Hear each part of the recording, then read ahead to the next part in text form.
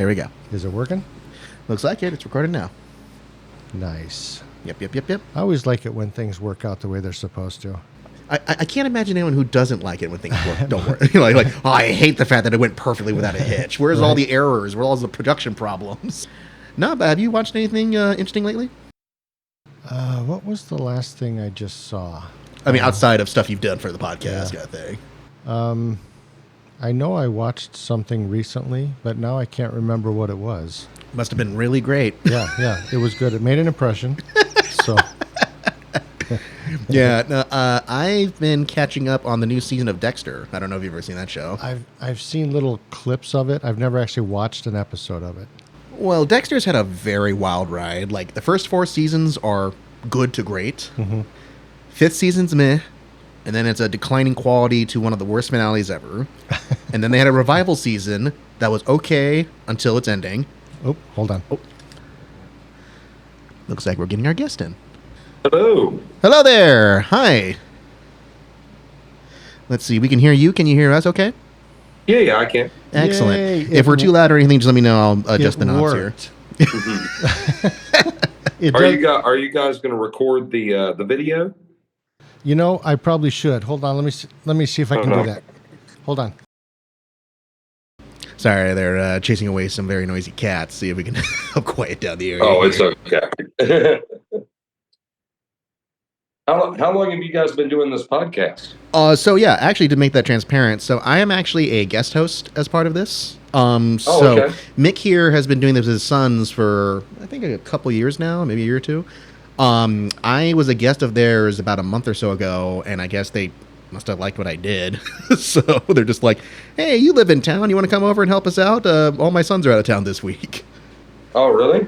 Yeah, because normally his son Tabor is the co-host on this podcast. So, yeah. So, yeah, you're saying that Tabor's out of town for at least the next week or so, right? Well, he's not really out of town. What happened was Tabor had to go in the hospital. Oh, okay. I didn't ask, so I didn't know. So he's actually out of commission a while. Right. Okay. Yeah. Well, I was being very diplomatic, apparently, in my assumption. You did a really good job, too, and I blew it. Bam. Look at that. That looks great. Oh, yeah, with the nice smooth tracking zooms, too. Hey, that looks good now. Awesome. So, actually, he was asking, how long have you, Tabor, and your boys been doing this podcast for? So I actually, it's kind of a funny story. Tabor has been doing kind of like short films and stuff like that, and been doing some production stuff for a couple of years now. And I was never really too interested or involved in those types of things.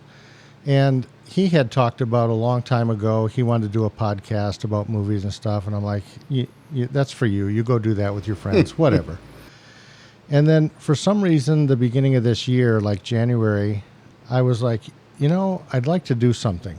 I'd like to, maybe we could do a podcast. And Tabor was like, well, what podcasts do you listen to? And I don't listen to any podcasts. I have no idea what they sound like. I don't know how you do them, but let's do one. And he's like, well, what do you want to do it about? Well, let's talk about movies. Let's talk about directors. So, I think March we kind of started up.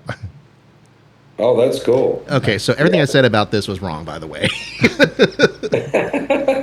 Oh, did you tell him? Well, I was like, they've been doing this like a year or two. It's like, oh, no, I was just completely wrong in everything I guessed, apparently.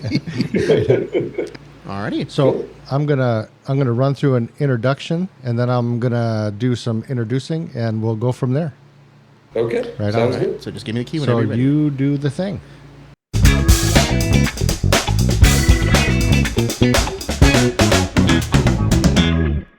All right. Welcome to My Dad's Movie Podcast. I'm Mick Johnson. I'm the dad. And with me tonight, I have a co-host, Justin Zarian. Yes, somebody who is not related to you at all. Yeah, I was going to make sure. Usually I have my son, Tabor Johnson, on, and or I have one of my other children filling in if Tabor's not available. But tonight, all my kids are gone back at school, and Tabor's unavailable. And Justin was on a previous podcast where we talked about another director and some movies. Yeah, we did the Milos Forman podcast where we talked about Amadeus and One Flew Over the Cuckoo's Nest. That's right. Yeah. And it was an awesome show, and I thought Justin did a good job, and I didn't hate him after he left, so I thought, you know what? Maybe I'll call Justin and see if he wants to do it again. That's the bare minimum for co-hosting, apparently, is I don't hate you. Right. I don't know if I love you. I don't know if I like you, but I don't hate you enough yet. So Justin, and I am, it is confirmed I am not your dad. Yeah, so this is not my dad's movie podcast. Okay. This is a dad's movie podcast.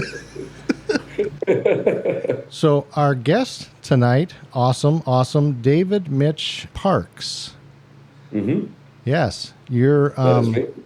you are from LA?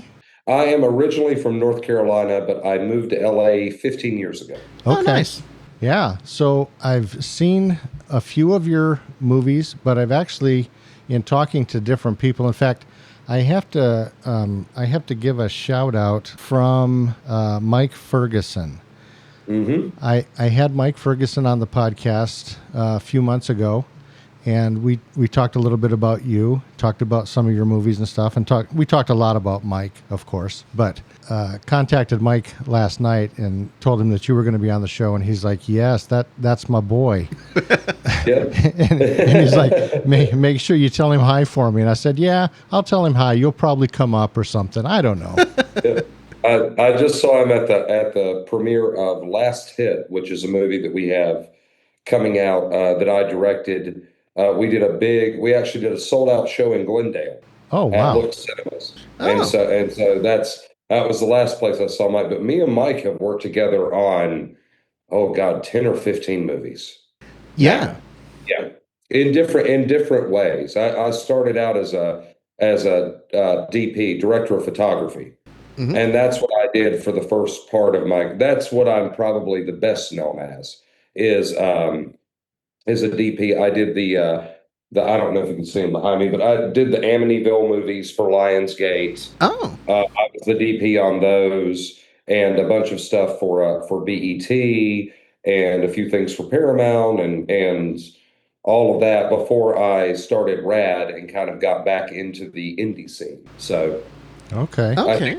I think I've shot 100 released movies. Yeah, I actually As was DP. I was looking through your IMDb, and I'm just like, when do you sleep? Because I feel like you just pump out so many. Yeah, I was gonna say, I'm like, when I look at your directorial credits, I saw that you put out like 6 movies in 2 years. I'm just like, you are a machine when it comes to pumping out this Oh, yeah. stuff. Right. There's an industry term for it. We call it turnover. Yep. Right, which is that is the world that I came from in TV, which is you have you take a script, we bang them out like a lot of times asylum model, 6 days, 8 days, Mhm. get it in the can, get it into post, chop it together, release, and next, and the whole thing is to try to keep the quality level up, which I think we do a good job of. I Yeah. mean, yeah. No, that's great. Hey, I mean, it's good to get work. My background is that I am a master and a bachelor's in film studies. I wanted to get into the film industry, and I just kind of realized I didn't really have the, I guess the fortitude, maybe is the right word. Just like that feeling. I had a really disastrous filming experience working on an indie film, and it kind of discouraged me. But I guess for your experience with just being so persistent and getting so much content out, like what would you say is really the thing that drives you to be able to help you get, like, when it feels like you just have so much pressure to produce so much, like what helps you really get through that experience? You know what it is? It's that I've been at a couple different points in my career. I've been up. I've been at that studio level Mhm. that people get at. And while I never want to say anything negative, I'm so glad that I was able to have that experience. Most people never get. Oh yeah. They never get to go stand on the Paramount lot. They never get to, you know what I'm saying? It's one of those things. But at the same time, I always kind of felt, I'll tell you guys a story, okay? All right. Talk to me. So and I'm not going to say the name of the movie or anybody involved because I'm proud of the movie, but it was one of those movies. And I was there, and there were two producers, and they were about ready to have a fist fight over by the makeup trailer. And we had the lead talent. They were bitching about their Starbucks, right? And I'm directing the movie, and I'm sitting there. I'm waiting to go into the trailer, and we had done this row of like kind of Christmas movies, and so it was kind of my turn to direct this particular movie and everything. And it's one of those things that when you're on that, I'm going to call it the lifetime movie model. You're Hmm. like, I would be crazy to give this up, right? Because, there's a movie every other month and everything is, you know what I'm saying? I'm a, I'm Hmm. a professional Yeah. filmmaker. I don't have to worry about going out and raising money. This is easy. But at the same time, you're making things that are derivative. So it's not particularly creative. You're more of a facilitator of film, Yeah. right? You're there to facilitate the next thing that's going to go on air, right? And I called up my wife and I said, I call it my wife's nickname, I call her Bay, right? Marissa Parks. Yeah. And I said, Bay, I don't think I can do it anymore. And she goes, what do you mean? I go, I don't think I can do the corporate movie thing anymore. And she goes, why not? I said, I might just be a little too punk rock for this. I said, I'm really not enjoying myself. And I kind of made a deal with myself when I got started that if I had come from music back in the day, used to be a screamer in metal bands. Okay. And so, but kind of my entire life had been avoiding responsibility, right? Avoiding getting a regular job. But I always kind of promised myself that if I ever really stopped enjoying it, I would stop. And I was like, I'm just not, I'm so grateful for the opportunity. I like everybody that I'm working with. It's not a them thing, it's a me thing, but I just don't think I can do this. Right. Yeah. I think I'm going to have to go back and be in charge of some things that are more creative. And that was when I left out of that company and then started Rad Cine. And my whole goal with Rad Cine was I had kind of been up and I kind of understood sales and how you sell a movie, how you market a movie, how they do it at a higher level, right? Hmm.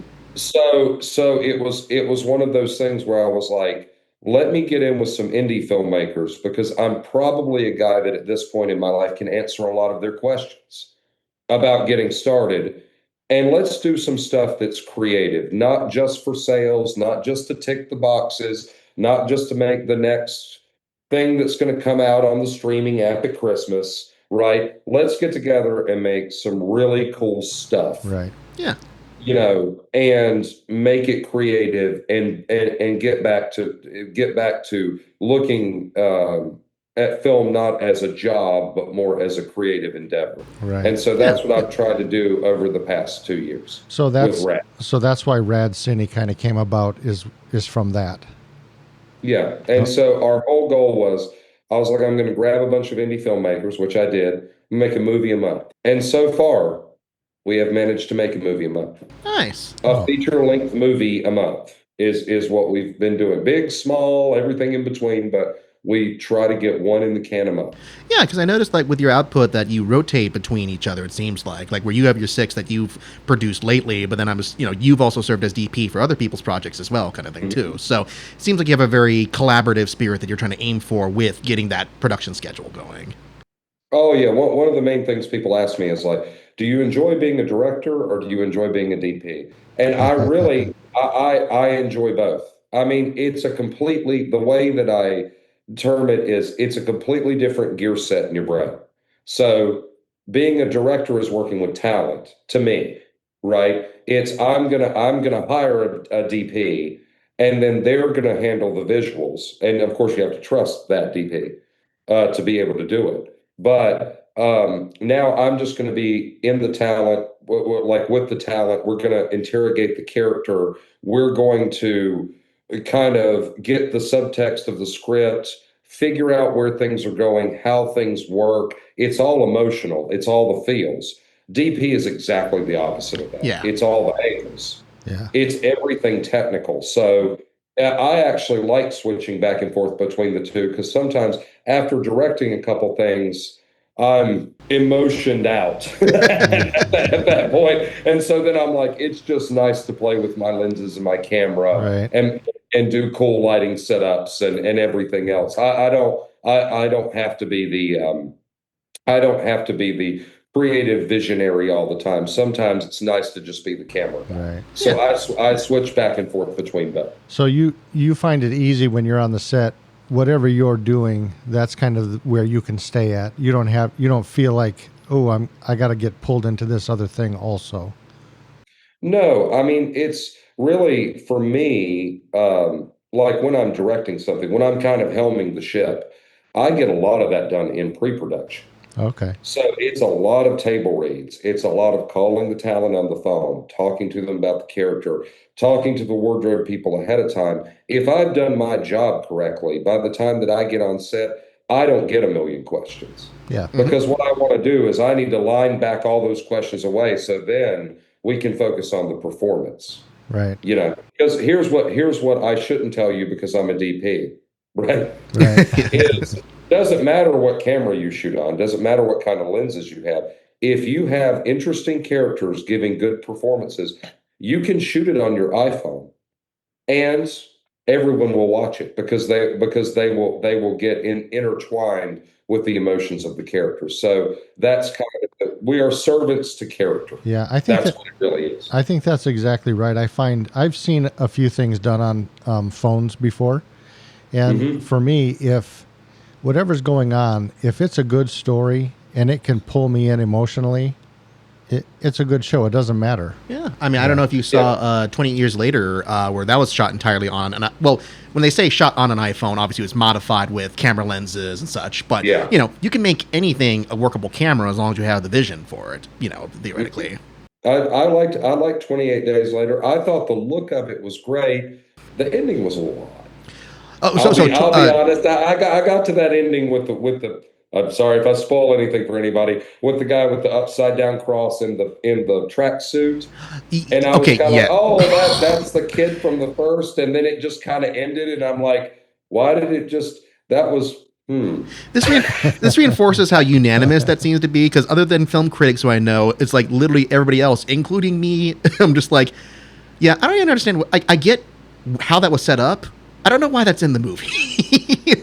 Yeah, it was like, oh, he's the kid underneath the grate, and Yeah. I got it. But at the same time, I'm like, why did we end on that? Yeah, that weird cult You of. know, now the kid climbing the pile of skulls with the ET music behind it, all of that stuff. I thought that was brilliant. Oh, I yeah. was like, a lot of people didn't like that, and I was like, it was such a great choice because it was such a strong choice. Oh, yeah. And for the past, I feel like the past 5 or 6 years, especially, right? We don't have strong choices in movies anymore. We have, well, what's going to get us in the least amount of trouble and what is everybody going to like, which has Right. kind of led to a whole stream of mediocrity. And it's like, I was like, this is one of the strangest things I've ever seen with Orange Ralph Fiennes and this kid climbing this pile of skulls. But you know what? It was a strong choice, and I respect it. I respect that choice. You know what I'm saying?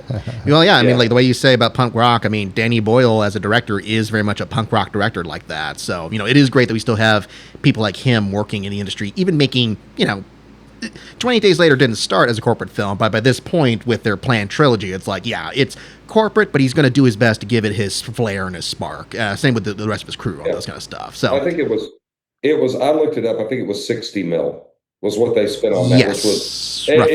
it was, even though it looks like a low budget movie, it was not a low budget movie. It was not, but I like they stayed true to their roots and did the iPhone thing because it was like, well, we originally shot the original one on mini DV and we're going to kind of use the mini DV of today. And I thought that was another really cool choice that they did. Yeah, actually, I was going to ask quickly about that too. As a nice little segue, unless you have another question to jump first. No, go ahead. So I was curious when you say about budgeting that stuff. Obviously, we see so many movies these days that are like the 200 million, 150 million minimum at this point for the studio outlets. Now, with you working in indie sphere, and I know, thinking too that Danny Boyle has been on credit in interviews I've listened to saying how much he kind of likes having shoestring budgets because it forces him to be more creative and such. So with you getting budgets for the films that you've directed, I mean, how do you, as a director, along with your producers, prioritize how the budget should be used? I mean, because I know you've produced some of the works that I think most of the works you've directed as well, too. So like, where is the best way for you to prioritize how you use your budget for getting your film made? It really, so in independent film at least, there's there's only so much you can really spend making a movie. And I think people don't understand that. A lot of that money goes toward the talent, Yeah. Yeah. right? The major talent. So if I wanted 28 years later, if I wanted Ralph Fiennes, right? I'm paying money for Ralph Fiennes. I'd love to work with Ralph Fiennes. Ralph, if you're watching this, Right. We'll tag him. We'll right? tag him. Man, if Ralph watches this, I would feel so good about myself. And I mean, and actors at that level are based off of their sales. I mean, they run numbers to see what the sales are on those actors, and that's the way that the industry works, right?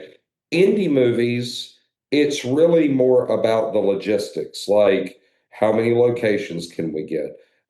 Do we have I'm working on one right now where we have to light a car on fire. Okay, how do I do that safely and cheaply with a small permit and try to figure all that out in California with 1,000 regulations? How do I do that? Oh Right. Right. gosh, So yeah.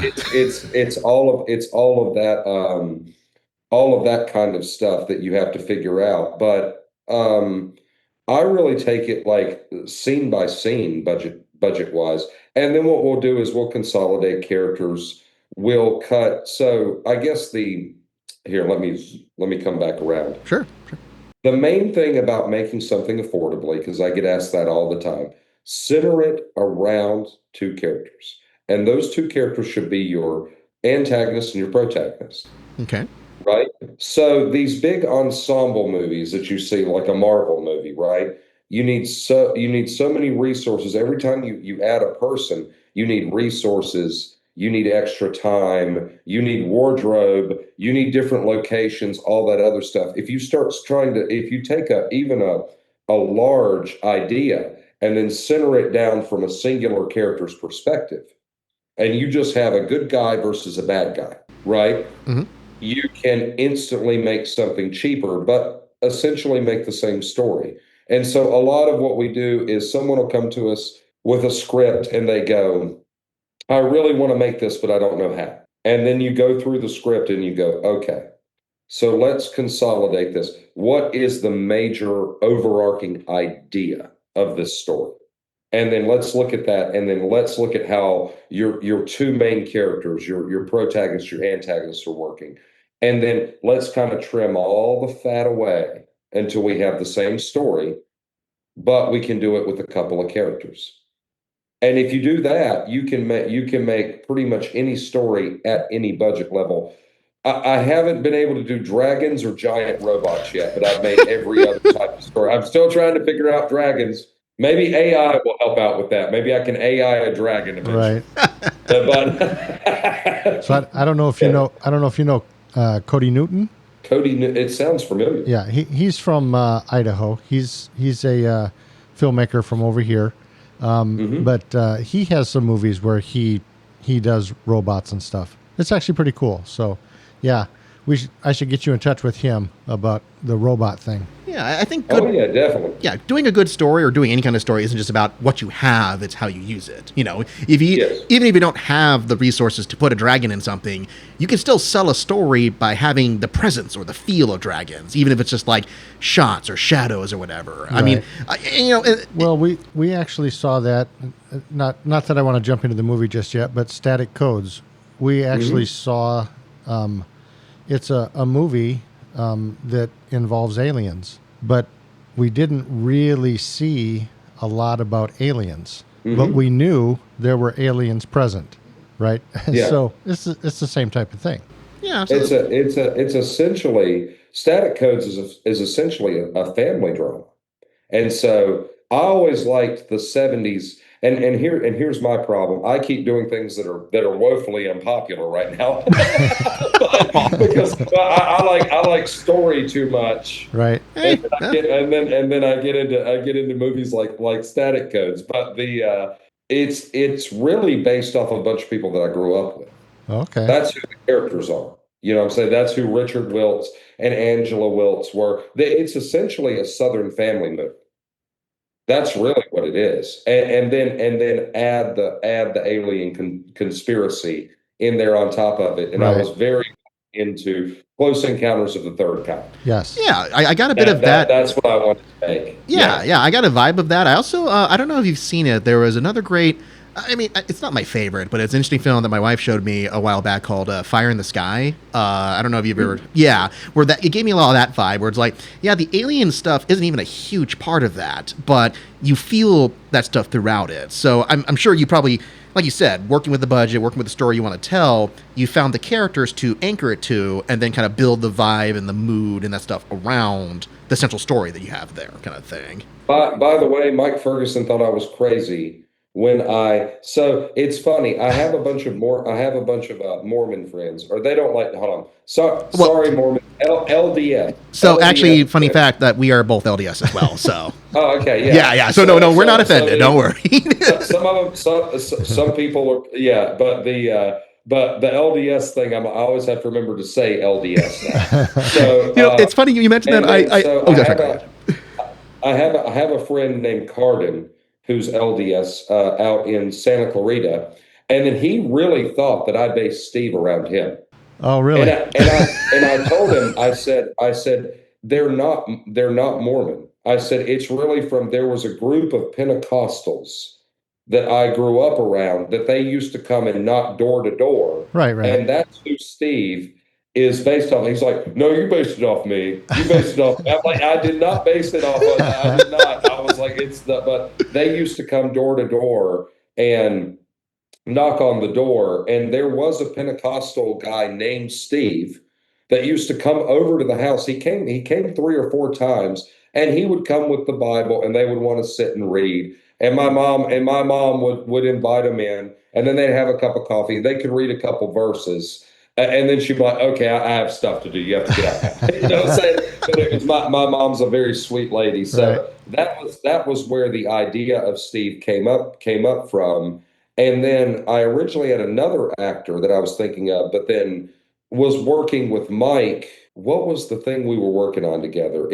I had cast him in something else, and I can't remember now. But then I started looking at the tattoos, and he had mentioned that if he shaves the beard, he had the tribal tattoo that basically is his beard Yeah. Oh yeah, yeah. tattooed on. And then I said, well, show me a picture. He showed me a picture, and I went, so why don't you place it? He's like, they can't have tattoos. And I was like, maybe that could be the point. Right. Maybe we can make it. And then that's when he actually helped me a little bit of that with a little bit of that. Like he had just joined because of a girlfriend. He's trying to go out and do his mission, but at the same time, like nobody at the church likes him, and he's trying to get him lasered off, but he doesn't have any money. And I'm like that. That's Right. everyone in the church thinks he's scary, you know. And so that's kind of how that extra layer of Steve was born. Right. And I think it works great for the character. I like to have quirkiness in all of my characters, Right. whether it's horror, action movie, something like Static Codes. I think it makes characters feel real, like someone that you know. The real people are very quirky. So adding just a little quirk like that makes them feel like a real person in your head. Right. Okay, that makes a lot more sense now that you explain it, Yeah, because yeah. I remember watching that. I'm like, he's dressed like he's LDS, but he doesn't act LDS. I don't know what, like, is he, what church is that? But actually, that stuff ended up being my favorite part about his character. Like, I think of everything that happened to that, I'm like, I just kind of want to watch him be this Right. whatever faith he is person. He's actually kind of I find him very oddly compelling just with this whole The personality. Mike Ferguson character, I absolutely loved it. And in fact, I wrote down while I was watching the show, Mike Ferguson, loved the character. These are absolutely hilarious interactions that are going on between these two. And you see with the religiosity of it and with the kind of the politics. I had the one Obama joke in there and everything, Yeah. which is now seems very dated, but it's still in there. All that stuff. But but I was writing the line of that stuff, but at the same time, I didn't want to delve too far into it. I didn't really want it to become about religion. Sure. So I just kept it kind of general. Well, I thought that it was really good that he was a religious figure. You didn't really know what denomination. There wasn't anything super clear about, who he was representing. So he was just representing a religious person. Yeah. Right? Mm-hmm. So, yeah, I thought that was good. You guys probably know Cardin. Do you guys know Ward Radio? I'm not familiar. I'm familiar with a Cardin family, but I don't really know. Yeah. I should rep him while we're talking about it. So, all right. Well, there we go. Is a YouTube Mormon YouTube site that's actually gained a lot. I think he has 100,000 subscribers or something. Nice. Oh, nice. But he's the host of Word Radio, and every time I go over to his house now, he's like, "Bro, I know Steve was me. I know he wasn't. Just tell me." I'm like, he wasn't. That's awesome. It was just a guy I remembered growing up. Yeah. One of these days later, it would be hilarious if you just came out and said, "Hey, you were right. That was you the whole time. Yeah. You were right." You know what? You were right. It was, see, I told you. I knew it was me the whole time. Right. Yeah. That'd be great. Yeah. No, anything. So I did want to jump back. You talked about your wife, Marissa. Mm-hmm. And I was reading, I don't know, must have been IMDb or something, but I think you said you had a nickname for her, but one of the nicknames that was in quotes on there was Marissa Sugar Parks. So that was her singing name. That's what I was wondering, is if that's what it was related to. Mm-hmm. Yeah. So that was I was a professional musician before I moved to LA, and actually owned a recording studio. And I guess here we go. No one from Gen Z is going to know what this is, but I toured around a little bit when I was younger with a band called Holiday Heart Syndrome, and we sort of sounded like Pantera. It was very all that stuff, right? Yeah. And so I did that. Got into recording bands in Winston-Salem, North Carolina. Bottom fell out of the music industry, as it does in 2008. Yep. Right? And I was making money, but I was making just enough to survive on. You're paying your bills, but you're just broke all the time. Right. And I was actually at a party with one of my friends, and I said, "I am going to go to LA." He said, "Why are you going to LA?" I said, "I don't know, never been there. It's got to be better than here." That was it. Right. That was and then so I sold my equipment to the guys running that place. I had like a big console and Pro Tools HD and all this stuff. Sold all of that stuff to them. Used that as the money to come out here, and then here's how I became a DP. Are you ready? All right. Get a job mixing audio for this company that's no longer in business out here called Advanced Digital, right? They were out in Woodland Hills. Well, I didn't realize moving from North Carolina that like things close up in the winter in the film industry. Like that, people are just like, go home, come back after Christmas. Right. Well, Yeah. I was broke. I had just put money down on an apartment and everything, and just moved across the entire country. I barely had. I think I had like $63 in my bank account, and then I get this call that's like, "Hey, man, we'll see you in like 4 months," and I'm like, I don't know how I'm going to eat, right? So one of my buddies, one of my roommates, was like, "Hey, there's this house party," and I'm like, "Well, I'm going to go because they have free beer and food, Sure. right? That's So how I got to be a part of the LDS religion. Free food, man. Yeah. I was free in there. food, I was in there. exactly. So I get there, and by happenstance, when I was in college, I dated a girl that wanted to be a DP. And back then, we shot everything on film on 16 millimeter. And so these guys are talking, and they're trying to shoot this vampire short film, but the guy wants to shoot it on 16 millimeter, but they need a clapper loader. They need somebody to load the camera. And I'm like, which camera is it? And they said, it's an Aeroflex SR3. And I said, I'll load it. And they're like, no, you won't. You're like a sound guy. And I said, no, seriously, man, I've loaded that camera 1,000 times. And they're like, okay, well, we got $150 a day if you'll load this camera. And I'm like, I'll load it because I'm Oh yeah, broke. yeah, You know what I'm done. saying? So then I got on set for that. Did a good job of loading the camera. Did actually know what I was doing. Did a good job with that. Well, then started I remembered working with her and helping her pull focus and all this other stuff. So I was like, hey, hit me up for any other camera stuff, right? And they did. They'd start hitting me up, hey, come out and pull focus on this, come out and do this. Well, then I quickly realized that camera guys made a lot more money than sound guys. So I was like, I need to get into this Right. because these camera guys are making bank, right? But I don't have any formal training in in cameras or anything like that. I literally just kind of figured it out. And then when the red cameras came out, got really popular, I bought one of those, just kept shooting and kind of built where I'm at now. Right. But in the midst of all that, that was my musical background. And then my wife, when I met my wife at a karaoke bar. She liked the way that I sang. Who knows what I sang because, guys, I was obliterated. Came home with me and never left. That's how that worked. Nice. So me and her would, up until our daughter was born, would tour all around town here at all the little clubs, and then we played music that I guess the best way to describe it is kind of like the Black Keys, kind of bluesy hard rock music. Okay. And she's got a couple albums out. So it's Sugar Parks was her stage name, and we're trying to get back into it now. My daughter was born 4 years ago, and she's just now starting pre-K and all that. So Marissa's actually got some extra time to start singing again. Right on. Yeah. That's great. So I'm hoping that I'm helping her put together another album pretty soon. Nice. Oh, wow. Yeah. Well, that's a very roundabout way to becoming a cinematographer. You start. It is. No, that's That great. is. Yeah, I mean, You got to people, start out with $63 and go from there.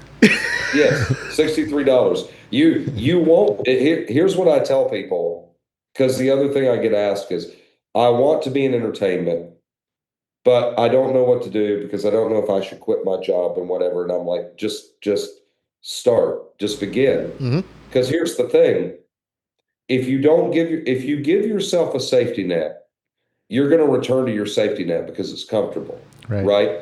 But if you don't have a safety net, you won't fail because you don't want to fall because that means that you starve to death, right? So just don't give yourself another choice. Right. You have That's what I did. It's have just like, no choice. okay, well, I've got to figure out the balance in all of this because I can't fall. And then you look up, and 15 years later, you're a filmmaker. Right. Yeah. For better or worse, may God have mercy on you. You're a filmmaker. That's how it happens. Well, yeah, I want to follow up on that too, because so since you kind of fell into it a little bit, like just having the opportunity, and which that's always a great lesson from my experience as well. Just like sometimes you just see a door that's open and you just put your foot in it, But when you were getting into the experience of like learning cinematography and that such, did you have any like experiences for like watching certain movies or looking up certain types of cinematographers that you really came to or already did admire that helped you kind of like, if not teach you how to shoot, at least give you ideas of how you would want to shoot, kind of thing? I think my favorite DPs overall. I mean, of course, I love Roger Deakins. Oh yeah, who doesn't? Right. Of course, I love Roger Deakins, and I love his interviews because he's just like this snarky British guy. But I like how he gives everybody the business. It's a very DP thing, Yeah. Yeah. right? We're a salty group of people, You like the so snarky quality. I enjoy watching interviews with him. But probably the people I shoot the most like are probably Robert Richardson, Oh. who's worked with Tarantino a lot. I'm actually kind of the opposite of Deakins. I like the hard backlight. I like the theatrical lighting. Hmm. I like adding color. I don't need everything to be sourced or motivated when I shoot. I like to just make things pretty. I'm that guy. So I really like Robert Richardson, and I like Emmanuel Lubezki Yes.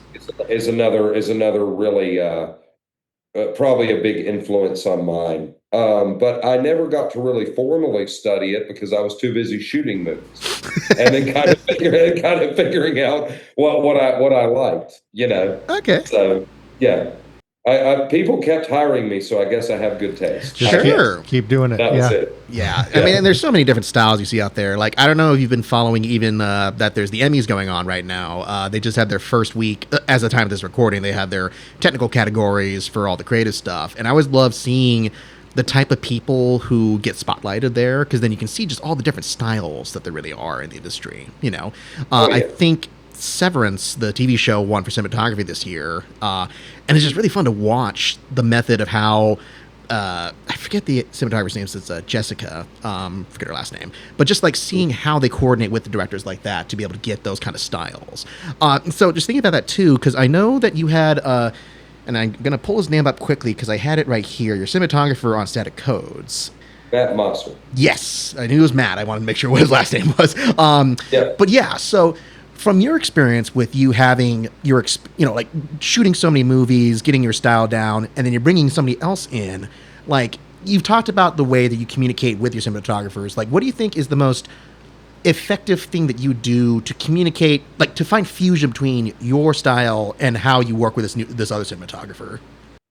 I think that if for me, at least what I've done is I have picked people that I already like their style.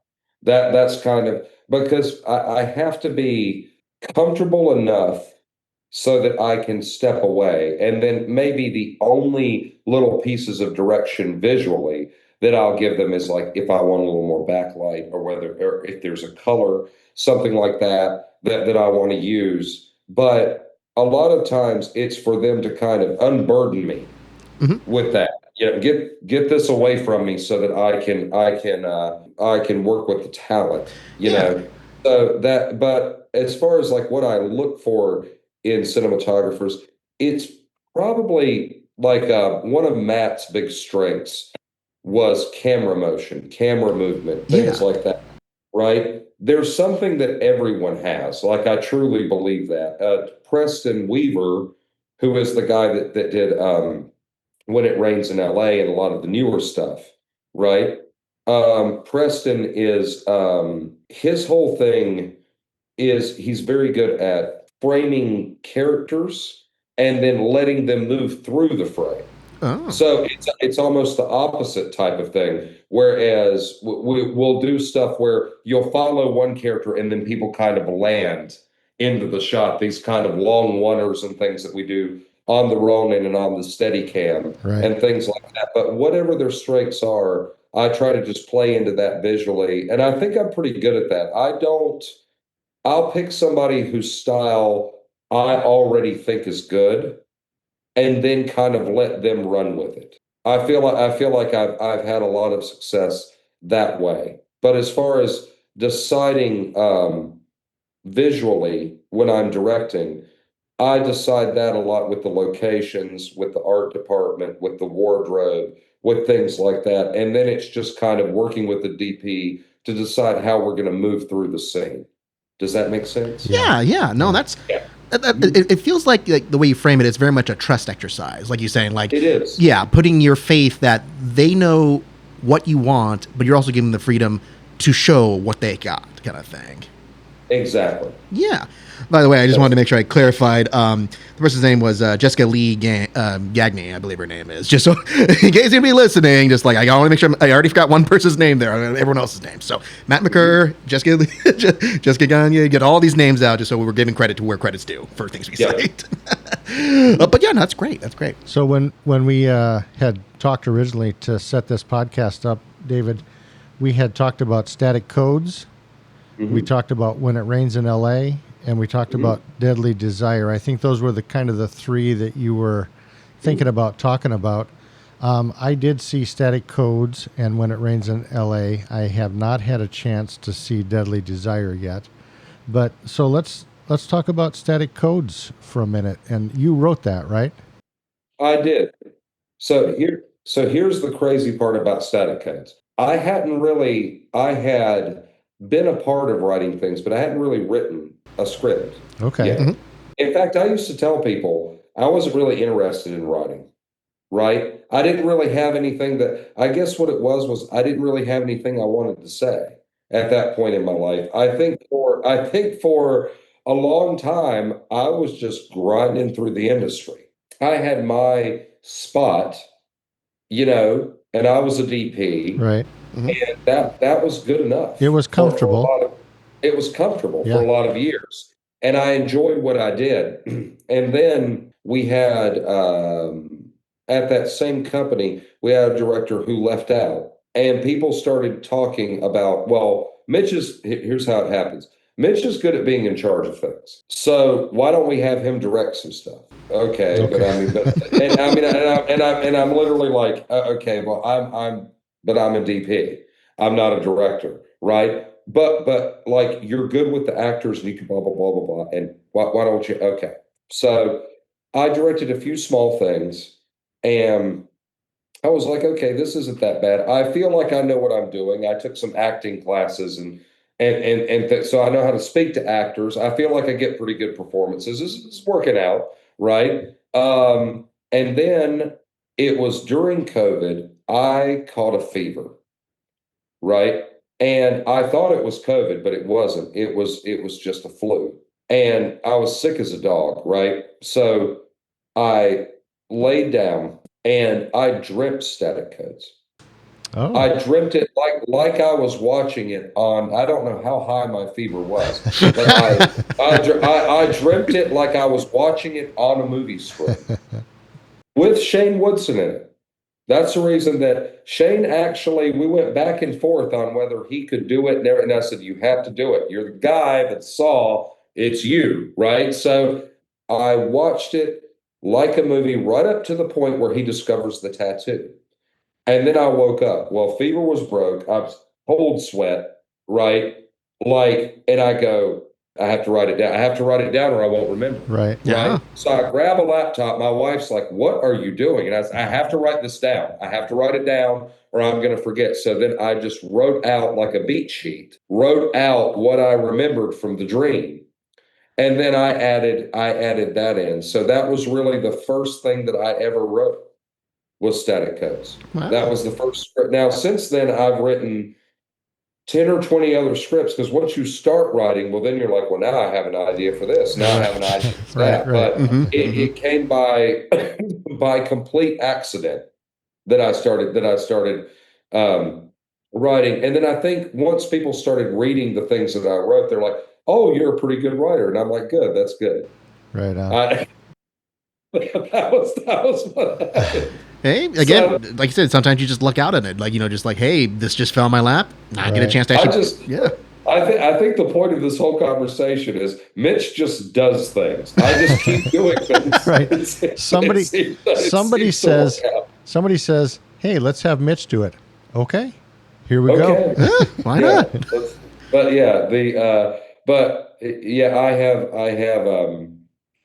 I've definitely stumbled into quite a few things. Yeah. Just blatantly fell into it. Now, having talked to Mike Ferguson a couple of times and knowing him and watching some of the stuff he's been in, based on your fever, I'm guessing your fever got really, really high to put Mike Ferguson in. I'm just guessing that character, that was a really high fever. Yeah, me and Mike have always gotten along well. In fact, I knew his wife Tawana before I knew Mike. Oh, really? She did this movie. It was a Shane Woodson movie, actually. It was called Tidy Tims. It was the lowest budget little comedy movie out in Pomona. And she was in it as like a bit character, as like the muscle girl. You can see that, Okay. right? Yeah. In this movie. She forgot some of her wardrobe, and Mike showed up with her wardrobe, and he had on a Misfits shirt.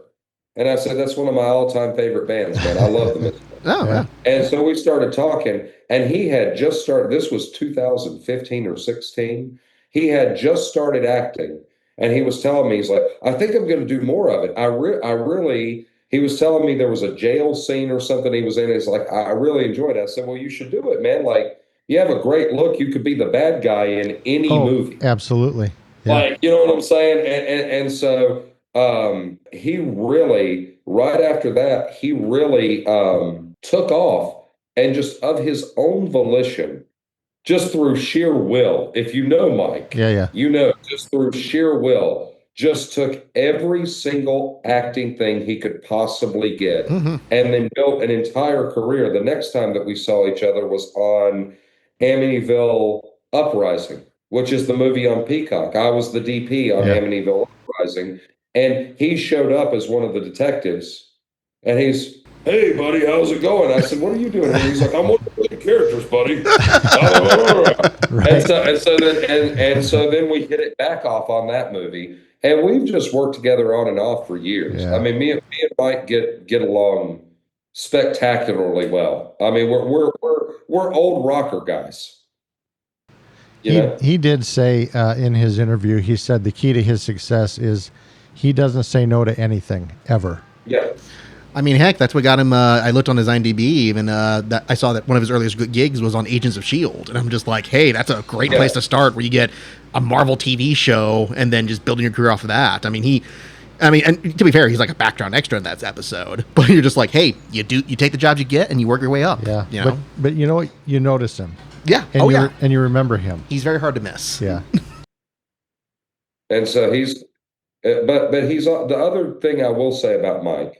I know he's going to listen to this. Hi, Mike. Oh, yeah. Hi, Mike. But the one thing I will say about Mike is this, and I don't want to go to his head, but a lot of big guys like Mike, right, with all the tattoos and the big muscles and stuff, a lot of them, and you know this as a director, a lot of them manage Hulk smash pretty well. Yeah.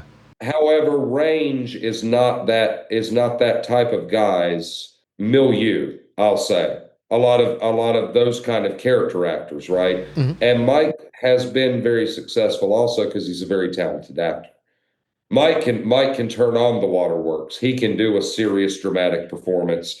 He can dial it down. He's also and I've seen him do it for years. He has studied the art of acting. He knows how to block to camera. He knows exactly what he's doing. So when you need that very dramatic performance like Steve, where he's bawling his eyes out in the dirt because he doesn't want him to hurt his friend, Mike can pull that off. And a lot of guys that look like Mike are not able to manage them. Yeah. Yeah. I mean, and we're seeing that with we're seeing that with people like with Dave Bautista, where it's like they actually have more they can offer as long as you give them the chance to try. You know, like even where you see him in Blade Runner 2049, where you're like, yeah, that's like the least Dave Bautista role you could ever think of putting him in, but he did it. You know, just sometimes give those guys a chance; they will prove you wrong in a lot of cases. Right. So, but he's just the type of guy, like, he honestly, as cool as Mike looks, he could coast on those looks.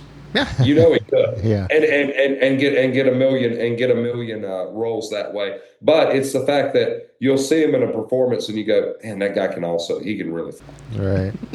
So you know what I'm saying? It's you can't take it away from him. Now that I've said that, and he's going to watch that now. Yeah, Now he's you've kind of opened up this whole new thing. Yeah, we're going to have now it's going to be a whole new thing. Yeah, we're He's gonna have to going to be deal like, with. see, I'm awesome. I'm awesome. Now I'm never going to live that down. Right. Thanks But for I thanks for have to doing that. give that to him. Yeah. Yeah, I've directed Mike a bunch, worked with him as a DP a bunch. I've honestly never seen a bad performance come out of the guy. He's a great. very talented actor. So Yeah. the actors on Static Codes, I'll tell you, I'm not real. I don't know a lot about the indie scene. I've seen some indie films and stuff, and I'm kind of getting, because of this podcast, I'm getting more and more into the indie films and stuff, and getting to know people a lot more. And I really liked the story of Static Codes. I thought the story was really cool. And another thing I really liked is, since we're talking about the actors, of course I liked Mike, but Augie Duke, who played Angela, I really liked her performance. I thought she did a fantastic job, and I was trying to figure out, while I was watching it, what do I really like about her so much? And I kind of realized, you know what? She reminds me of my daughter. That's how my daughter acts. She's kind of this tough chick, Yeah. So That's Augie is she is a third generation actor. Like her whole family were actors, the dudes, right? But she's spectacular. I'll tell you a funny story. So the first day that she was on set, number one, she had just had Elvis, her son. okay. Right. Oh. And so it was funny because we had to make some concessions for her to be there and everything. And then she was kind of like out of sorts. And she, we were trying to get, we got her her own trailer and everything. And because of that, she wasn't able to quite show up. So the first thing that we did was when she was standing on that bridge, right? Okay. Mm-hmm.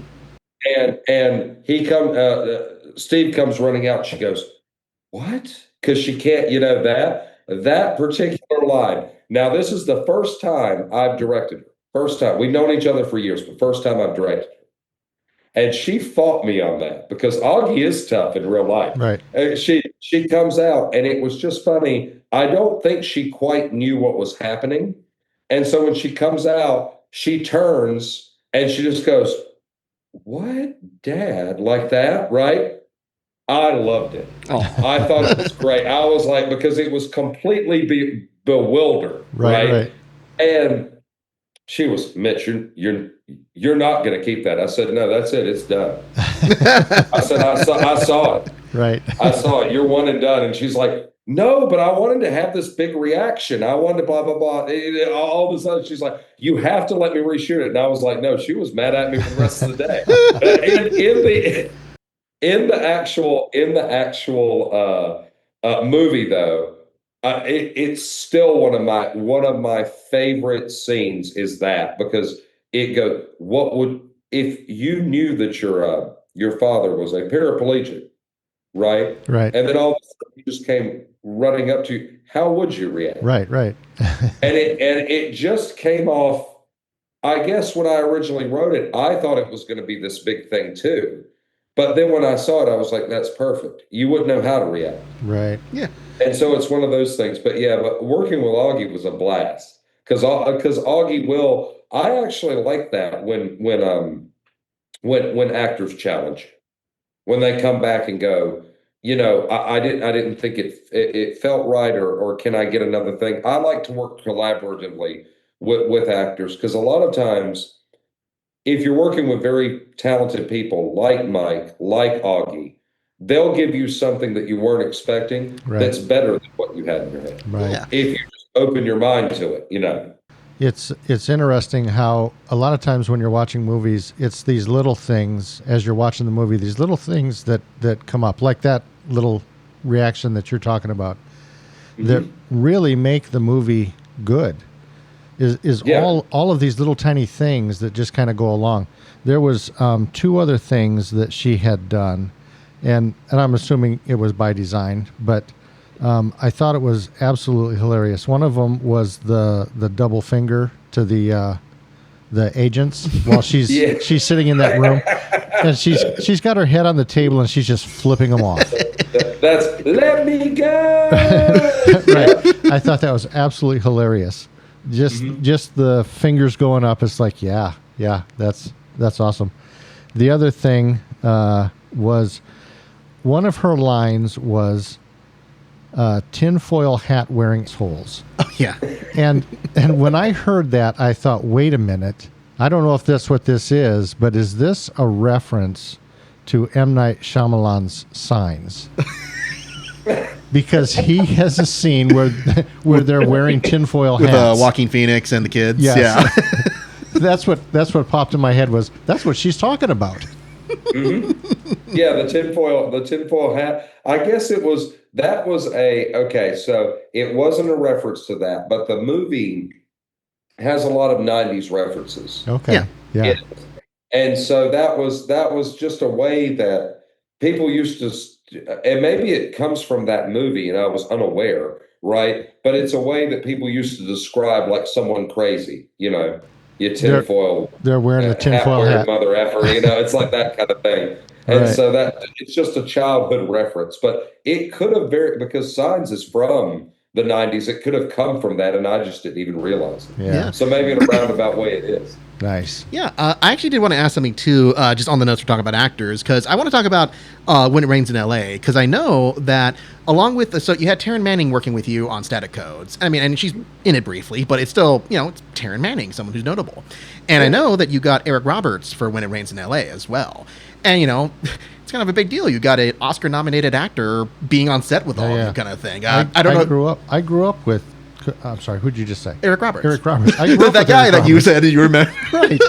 But when you think about it, you're like, yeah, this guy who was in I don't know if you saw the film Runaway Train that he got his Oscar nomination for. Really, really great little thriller. But it's just interesting when you get somebody who's got like a name like that, like you're somebody like, oh, people will see and go, Eric Roberts, Dark Knight, Runaway Train, this kind of stuff. Like, how do you get to that point when you can get Eric Roberts in your film? Like, what, but not to say like even your level, but it's like the process of being able to get somebody like that, where again, you're friends with Mike, you're friends with all these other actors who do this kind of thing, but you got to pull in Eric Roberts to come to your set, kind of thing. Like, how does that work? What's the experience like doing that? As far as Eric, I mean, I just, Eric does a lot of movies. Oh yeah. So I had worked with him as a DP before, and then I'm buddies with his wife, Eliza. Oh, nice. That's it. So I called her and I'm gonna need Eric. I did the same thing. We've got a movie. We've got a movie called Dark Mode coming out too, where we cast him as one of the titular villains. That's right. Oh. In that movie. I was going to say, I thought that he was in more than one that you were doing. I thought I saw he was in another one. Yeah. Mm-hmm. Yeah. Okay. And so the Dark Mode's in the editing bay right now. But I've just always liked working with Eric. He's a super nice guy. That's the thing. And then you get all the old Hollywood stories and everything. He's real easygoing to have on set. And he was also in 7 Days to Hell. Oh, I hadn't seen that one, so yeah, no. Okay. He was in that one. So that was a Shane Woodson movie, but I was the DP on that. Yeah. So yeah. No, it's great. So just you around here, you run into talent, and then I think it's like, at least the way that I've done it in the past is, I mean, I have casted people. The casting Taryn was through a producer friend of mine, and then we end up working together again on Porterville, the Western that I directed. And then but I mean, it's more like, I guess for me, because I make indie movies, I can't go to UTA or Gersh or CAA and just go, hey, I can pay X amount of dollars. Like, it's more like I end up working with them, and then if we hit it off, personality wise, I end up working with Eric because I worked with him a couple times on other things, and then ended up going, he's funny, I like him, and we got along well. And that's basically how it worked. Or Taryn, I cast her in Porterville because I was like, we get along good. Right. So, and then so then a character will come to your mind and you'll be like, okay, she would work for that character, he would work for this character. And then you just ask, Right you on. know? Wow. At least that's the way it's been. Well, hey, that's kind of inspiring. Just sometimes you never know if it's going to work until you just ask, like you said. Just you never know. Like Yeah. the worst they can say is no, but if they say yes, then cool. I've always found indie filmmakers are afraid to approach bigger talent like that. And what you don't, what you have to remind yourself of, right, is if you have a really good role, right, actors love to act. So if you're offering them a role and you've done a few things, you probably shouldn't do that for your very first movie, right? Because they're gonna go, okay, but you haven't made anything I can watch, and I want to make sure that I mean, guys, I'm an indie filmmaker. Some of these indie movies are awful, right? So they want to make sure they don't end up in like an awful indie movie, that kind of thing. But if you've made something that's been relatively successful, one or two things that have been relatively successful, there's no harm in, if you can find a contact, reaching out to those people, because if you have a really good character, they'll take a read a lot of times because they'll go, okay, they've done a few things. This looks pretty cool. And then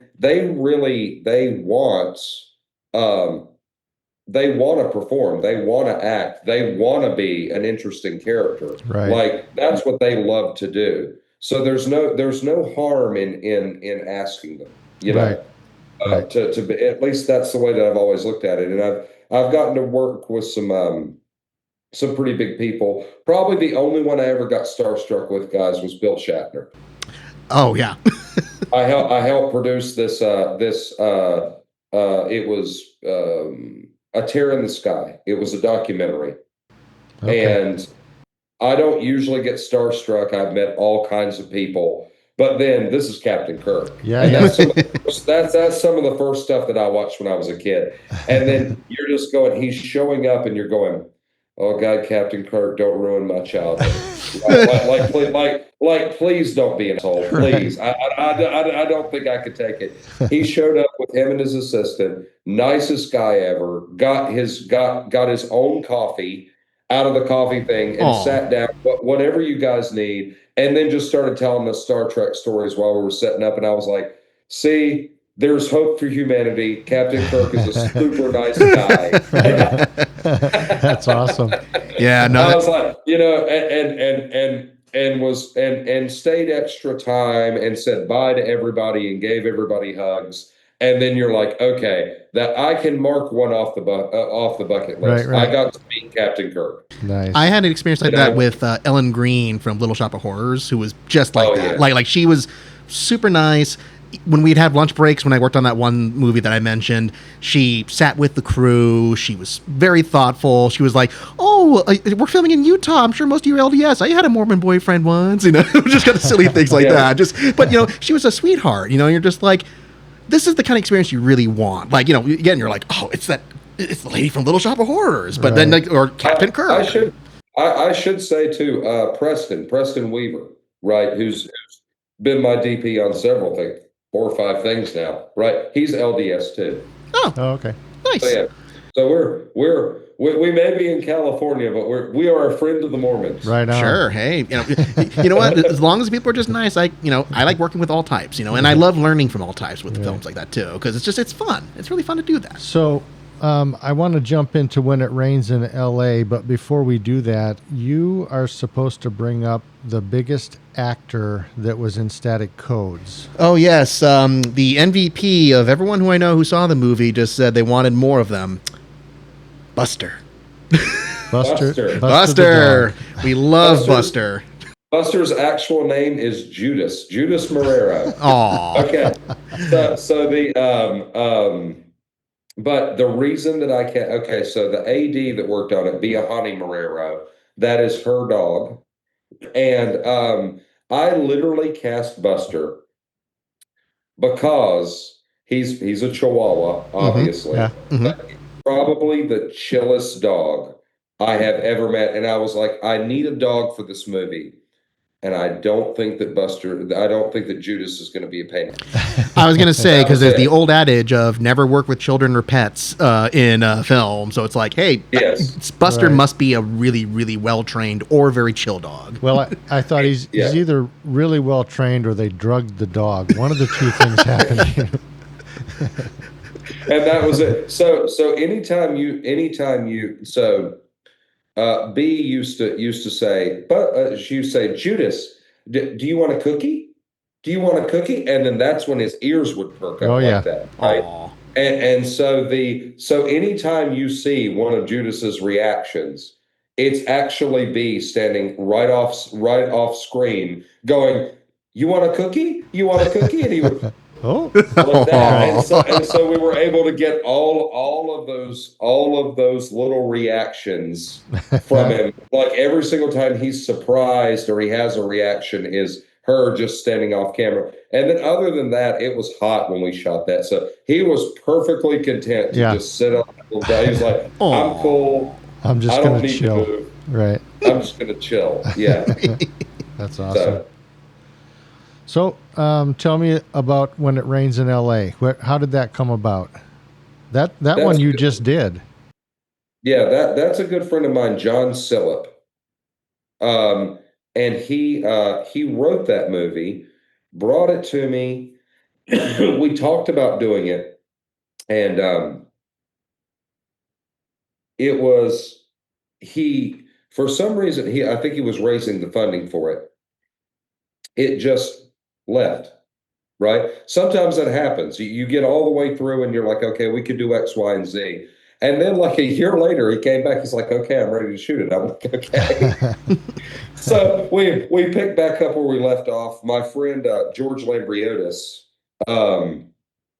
he produced it. Him and his girlfriend Liz produced it, and brought me on to direct it. And we had the whole, originally it was supposed to be a much more subdued thing. I think my influence was bringing the rain in as like part of the mask that make it rain. Okay. Right. Right. That was probably the story point that I added, because I kind of wanted, the original story was very nonlinear, and I was afraid it was too nonlinear. Oh, okay. So what I did was I was like, let's ground it with something. So that's where the mask came in with Eric and Tori London, who's also a really good actress. We brought her in and did the whole mask scenario. But as far as shooting it, I think that was the first. That was the first thing that Preston shot for me. Oh, Was when okay. he was in LA. And that movie, I think it may get a theatrical release in Italy. Actually, it's very popular in Europe. Oh. Oh, okay. Okay, I was wondering because I noticed it's set in Eastern Europe, so it's just like, oh, I guess it found the right audience for that kind of stuff. But I had a ton of fun working on that. Mike Ferguson is in it. He plays the Leslie Stratton's evil twin, the hooded man. Right. So it was cool because it was probably the first movie I directed that was more of a thriller. Yeah. It has horror elements, but more of a thriller. Right. Yeah, because I noticed a lot of the ones you've done are either been like romantic or drama or something like that. So it's, it sounds fun to be able to stretch like that, huh? Like just be able to try something different. It is a thriller, and I don't want to do a spoiler alert on it, but it has a twist also, which I thought was really cool. You know, right towards the end. So. But you have to watch all the way through for the You got to get through the whole show, absolutely, and it's worth it. But the twist, I thought, oh yeah, I like that they put that in there. Nice. That's why I'm struggling a little bit too, because it's very twisty turny, the plot line. But I don't really want to give anything away. Yeah. Because it's one of those movies you really have to get to the end. Right. And then go. Yeah. Yeah. There were several things that I really liked about the show. I really liked the aerial shots that you guys had for the city and the area and stuff. And even jumping back to Static Codes, I really like the aerial shots that you guys had there. I was really wondering, where in the world did they come up with this shack that this guy was Oh, living in and stuff? And it's like, that my that gosh. is a handmade house. I was wondering. Wow. Okay. Yeah, that makes a lot more sense now. So it's at a place out in Thousand Oaks, California called The Last Outpost, and the guy worked for Warner Brothers, I think, as a prop person Okay. his entire life. He built that house Did, himself okay. out of Wow. like spare stuff. Yeah. Yeah, because Yeah. I noticed it was very like It looked like spare stuff. yeah, like it was like very like Yes. stitched together kind of thing. Yeah. Yeah, but it is a fully functional house with air conditioning and everything. But he built it over the course of like 20 years. The girl that owns it, I'm struggling to remember her name, but it was her dad. Just built that. Just built that. And so it just exists in the woods. As far as here's a weird thing about when it rains in LA. That's the Pacific Palisades, guys. That stuff's gone. Oh. Oh. Oh no. Those overhead shots. Now that particular house is not gone, but a lot of the stuff around it is that was so we shot that in the Pacific Palisades. So that entire but the house actually did survive Oh wow. because Tory London let me know Okay. that that particular house was on one part of the hill, but everything else around it It's all gone. completely just like ash. Good grief. Wow. Yeah. So It's just there by itself now. So so that was pretty cool. I really though there was just very visually appealing how you guys worked those shots and stuff. I thought that was pretty nice. It did make me think though that that house probably wasn't very ADA accommodating with a guy in a wheelchair too. Some of those shots were a little tight, I will Oh say. yeah, back in the but it really fit, I think, for the character because I mean it gave that kind of like you were saying, like the very kind of kooky, quirky vibe to the lifestyle he was living. To have this very uniquely quirky house that matches it, kind of Right. too. in the script, he's in a house trailer. I want him to be in like one of those desert double wide house trailers. Mhm. But then we found that little house, and I was like, I like this better. Yeah. Yeah. Well, that gives with the that. for what he is. It's the off the grid house. You know, Mhm. Yeah. he's the conspiracy theory guy who is off the grid and living in this little, shack down in some cavern somewhere. Off the grid in the Pacific Palisades. So so the aerial shots were awesome. I really liked the music in When It Rains in L.A. And Oh yeah, that's Vice. okay, yeah. So I looked them up and kind of was listening to some of their stuff, but yeah, I really liked the music through that show. I thought that was really nice. And the very beginning shot where you have Eric Roberts and what is her name? Who's the Oh, Tori. yes. At the very beginning, like for 2 minutes, there's no sound. There's just some light music, and it's just those two.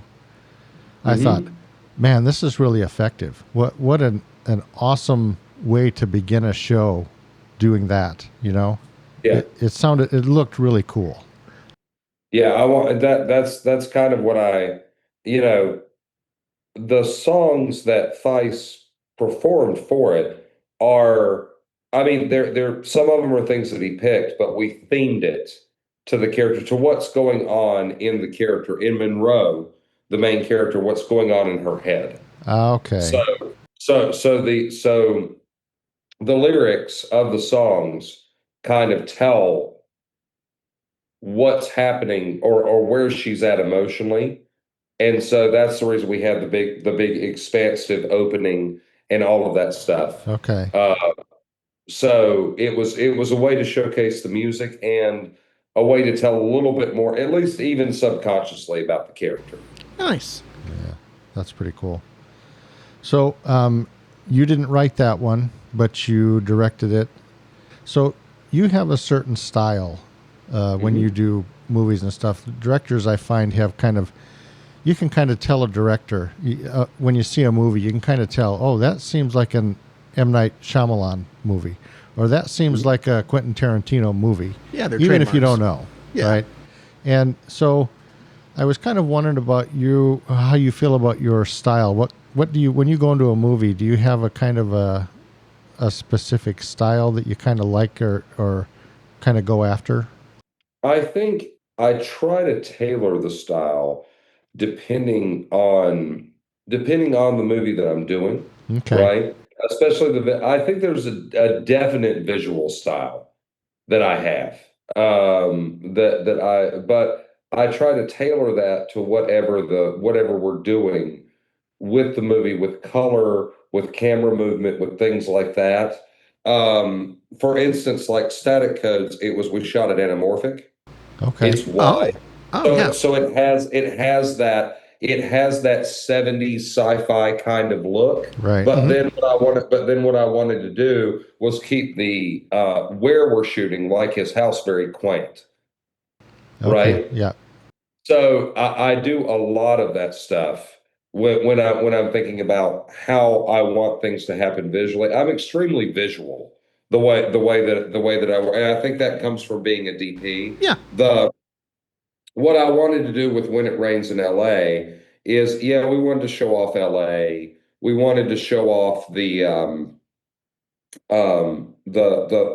Eastern Europe stuff and everything else, but at the same time, I wanted to keep everything very mundane Okay. at the first of the movie. So what I wanted to do is everything is mundane until Leslie Stratton attacks, Right. right? Then it turns into a full-on horror movie, and then you start to see there's even actually, like, we have the lightning strikes Yeah. outside the window and stuff as she's standing there. We're doing a lot of like classic classic horror movie kind of setups in there. So then you have the suburban place, and then you flip it on its ear and you make it more like an old school horror movie. So there's Right. all of that, but a lot of what I add, I think, is uh is visual, but I come up with kind of a different visual theme for every single thing that I do.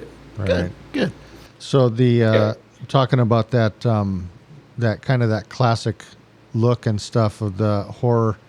So there's one scene, Mike Ferguson and it's Leslie. Those are the two bad guys, right? Mhm. So they have cornered two of the good guys, two of the actors, at their house at the front door. Let's see, who's the boy? Felix Murbach. Felix Murbach, yeah. Okay, so Felix is trying to get away from the girl, from Leslie, and he spins around, and there's Mike standing there, and Mike kind of gets a hold of him, I think, and Uh-huh. it was absolutely hilarious, and the vibe that it gave. What comes out of Mike Ferguson is, "Hi, Mark." It's like, Hi, Mark. "Hey, Mark," Yeah. just Oh, this, hi, Mark. "Hi, Mark." Yeah, Because he knew his name. right, That's what it was. right. Yeah. But It- it- it was just like this I don't know, this feel of, this is what a classic horror. You got the bad guy, just, that's his line. "Hi, Mark." yeah. And then Hi, it Mark. cuts, and you don't know what happens to Mark after that. Right? But yeah, that's like it's yeah, that was a little bit, and of course it's like a subtle little reference to, hi, Mark. Yeah. He, Which is because he wanted to let him know he did not hit her. The character's name was Mark. So Right. yeah, there's a lot of, that was that I don't even think that line was in the original script. Oh. I just told Mike to do it. Yeah, you're gonna cut, and he grabbed him and put, "Hi, Mark," and then yeah, Right. that was it. And we kept it in the edit. I was letting everybody have a little bit of fun, and then also Leslie was great with the when she pulls the knife out, that whole thing, and they're like, "Oh shit, we gotta go." Right. All, Right. all of that stuff. So yeah, So those were inject a little humor. right on. Yeah. Yeah. Well, it makes the whole thing fun. You got some excitement, you got some twists, you got some humor. I mean, it just kind of plays along with the whole thing, which is good, right? Yeah. So we are. I want to give you an opportunity real quick. Just kind of, what have you got coming up Yes. that maybe we can look forward to? People that are going to listen to this, they can kind of, oh, you know what? I need to look that up now. I want to see that. So right now we have a couple things that are coming out. So we've got a vampire movie, which is kind of a Beauty and the Beast type thing. Oh, okay. I'm trying to give it um, a good intro here. So it's called Dracula Eternal. Mike Ferguson is starring in it as Detective Drake Poller, and we have a good friend of mine, Cody Renee Cameron, who's the lead actress in it. But it is a female-led retelling of Bram Stoker's Dracula. Oh, awesome.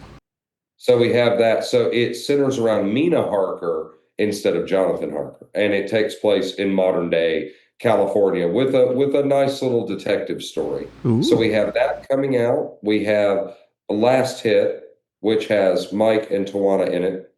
If you notice, I like Mike Ferguson. Yeah. No, that didn't come across at all. I couldn't. So we have that. That's an 80s style action movie, Okay. right? Which is about Mike's character Vincent, who is a hitman who is trying to retire, right? So Okay. it's his last hit, and then of course intrigue ensues, and then we have a post-apocalyptic um, horror movie called Blackout, which is about the end of the world. So nuclear bomb drops, and now a group of people have to survive. It blows Los Angeles off the map, but it's a group of people in San Diego that have to survive, and they get trapped in a warehouse together. And wait, I'm getting an impression. I think Mike Ferguson's also in this movie too. Mike Ferguson is in that movie. But no, he's working, boy. So I'm proud of all of them, but I'm very proud of Blackout because we recreated the end of the world with a bag of flour, an orange light, and a bag of flour. So we got industrial fans and shot flour into the air, and that's ash. Oh. And we destroyed a parking lot in San Diego. Nice. Like the funny thing is they went to go wash it up, and it just turned into dough. It was just like bread dough. Yeah, I think that's what happens. But I was flour trying and to water. think, I was like, how can we do this? How can we make it look like the world has ended? Right. And I was like, we need ash, almost like a volcano went off or something like that, or ash falling so after we set dressed it, we did that, and I was like, well, what's something you could put into the air that's not going to hurt anybody because you have to breathe this Sure. stuff. And I was like, organic flour. So 100-pound bag of organic flour, and we had to check and make sure that no one was gluten intolerant. That's worse than radiation. But yeah, we have all of that coming out, and then there's more. There's a movie called Dark Mode, which is coming out soon. There's a movie that I was the DP on called Ensnared, which is an action movie. Dark Mode and Ensnared do not have Mike Ferguson in them. What? There's a movie called Bachelorette Party that I directed that'll be coming out soon, which is a demon ends up at a bachelorette party, starts jumping from bachelorette to bachelorette, and they all start killing each other. Yeah, and I see you have a few regulars there too, like Leanne Bauer and a few of the other people you've worked with as well. Yeah. Nice. Yes, absolutely. Excellent. That's awesome. It's a movie a month, guys. There's going to be plenty more where that came from. Oh, yeah. Yeah, so far I think Blackout's the only one I see on IMDb that definitely has, at least for your directing outing, that has like a set release date of some sort, at least in post-production. So yes. Yeah, no, I'm curious to see what comes out for that. They all already have that. That's another good thing. I should rep my company a little bit in case there are any filmmakers out there that want to make a movie. Yes. They all have built-in distribution.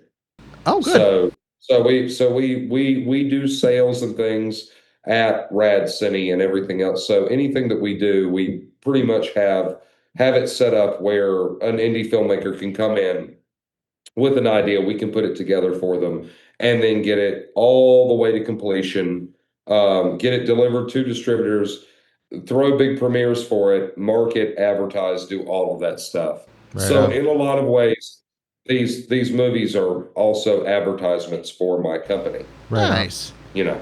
So, Yeah. Bloodbath Films, is that something you're doing also? No, not anymore. Okay. I Now just want to now make it's sure.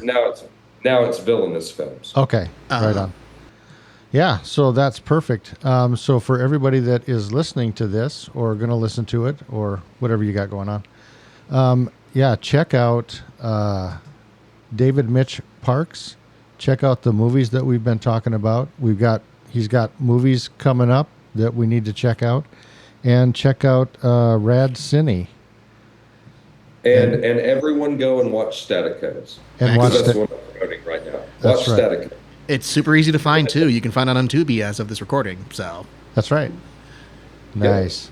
all right. You got anything else you want to add, or? I just want to say thank you for taking this time with us. This has been really, really fun to be able to pick your brain about a lot of this stuff. You know, just even from just a guy like me where I have experience with film stuff. It's always great to hear other filmmakers and hear people in the industry speak about their craft in such a way. And see now that you know me, the next thing that you put together, because you're eventually going to make another one. So you need to call me, and then it won't be so stressful. There you go. Yeah, no, I have a project or two. I'll leave you guys on this note. Right, is there have been 90% of the movies I've done, they went great. There was one in particular, and I will not say the name of it. I literally got kicked out of a Hilton and lost 20 pounds. It was so stressful. So I have been there. Yep. I've absolutely been through the ringer on a couple. It's rough. Right on. Awesome. But yeah. Well, this has been really good. I liked getting to hear about you and getting to know you a little bit better. And I'm really looking forward to, checking out these other movies you've got going on. So this is going to be awesome. So yeah, you got anything else you want to add before we take off, David? No, that's it. You're good? All right. Yeah. If you want to push the button. All right, I am pushing the button. Good night, folks.